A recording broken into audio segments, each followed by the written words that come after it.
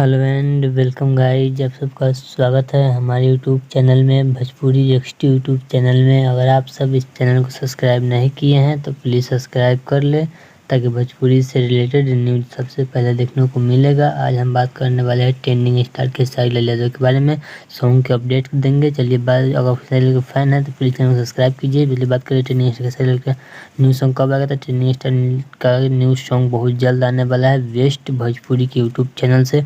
उस चैनल पर motion poster को रिलीज कर दिया गया है, लेकिन नाम नहीं बताया गया है और इसको लिखे कौन है उनको भी नहीं बताया गया है। न म्यूजिक के बारे में बताया गया है कि इनमें किन का म्यूजिक होगा, यह कंफर्म हो चुका है। वीडियो में नजर आएंगे ट्रेंडिंग स्टार खेसारी लाल यादव और सपना चौहान इसको गाए हैं। ट्रेंडिंग स्टार खेसारी लाल यादव और सेल्फी राज। यह सॉन्ग आने वाला है बेस्ट भोजपुरी के यूट्यूब चैनल पर।